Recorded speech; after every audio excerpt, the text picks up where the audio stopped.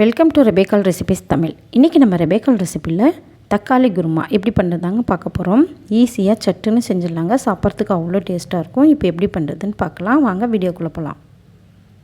ஒரு mixie jar எடுத்துக்கோங்க. அதில் 1/4 மூடி தேங்காய் சேர்த்துக்கோங்க. கூடவே 1 டேபிள் ஸ்பூன் சோம்பு, 1/4 டீஸ்பூன் கசகசா சேர்த்துட்டு இது கூடவே 10 முந்திரி பருப்பு சேர்த்து கொஞ்சமாக தண்ணி சேர்த்து நல்லா நைஸாக அரைச்சிட்டு வந்துடலாம். முந்திரி பருப்புக்கு பதில் நீங்கள் பொட்டுக்கடலை கூட சேர்த்துக்கலாங்க.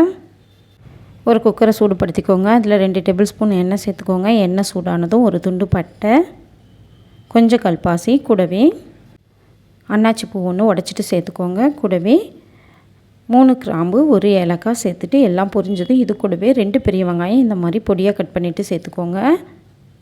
காரத்துக்கு 4 பச்சை மிளகாய் சேர்த்துட்டு நல்லா வதக்கி விட்டுக்கணும். இப்போ நல்லா வதக்கி விட்டாச்சு. இது கூடவே 1 டேபிள் ஸ்பூன் இஞ்சி பூண்டு பேஸ்ட்டு சேர்த்துட்டு பச்சை வாசனை போகிற வரையும் வதக்கி விட்டுக்கோங்க. பச்சை வாசனை போகிற வரையும் வதக்கி விட்டாச்சு. இது கூடவே 3 தக்காளி இந்த மாதிரி கட் பண்ணிவிட்டு சேர்த்துக்கோங்க. தேவையான அளவுக்கு உப்பு சேர்த்துட்டு இந்த மாதிரி ஒரு தடவை நல்லா கலந்து விட்டால் போதும். தக்காளி வதக்க தேவையில்லைங்க. ஒரு தடவை நல்லா கலந்து விட்டாச்சு. இது கூடவே நம்ம அரைச்சி வச்சுருந்த தேங்காய் மசாலாவை இது கூட சேர்த்துக்கலாம். கூடவே கொஞ்சமாக தண்ணியும் சேர்த்துக்கோங்க. அதிகம் தண்ணி சேர்த்துருவேன்னா கொஞ்சமாக தண்ணி சேர்த்து இந்த மாதிரி நல்லா கலந்து விட்டுக்கலாம். இப்போ நல்லா கலந்து விட்டாச்சு. இது கூடவே 1 டீஸ்பூன் தனியாத்தூள், 1/4 டீஸ்பூன் கறி மசாலா சேர்த்துட்டு கூடவே கொஞ்சமாக கருவேப்பிலையும் சேர்த்துட்டு பொடியாக கட் பண்ணுனா கொத்தமல்லி இலை சேர்த்துட்டு உப்பெல்லாம் கரெக்டாக இருக்கான்னு பார்த்துக்கோங்க.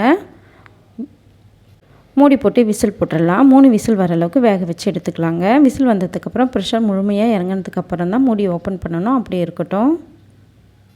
3 விசில் வந்தாச்சு. இப்போ மூடி ஓப்பன் பண்ணி பார்த்துடலாம். நம்ம தக்காளி குருமா சூப்பராக ரெடி ஆகிடுச்சு.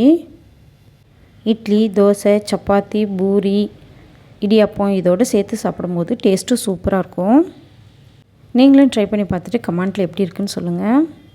இந்த வீடியோ உங்களுக்கு பிடிச்சிருந்தால் லைக் பண்ணுங்கள், ஷேர் பண்ணுங்கள், கமெண்ட் பண்ணுங்கள். மறக்காமல் நம்ம சேனலுக்கு சப்ஸ்கிரைப் பண்ணுங்கள். தேங்க்யூ ஃபார் வாட்சிங்.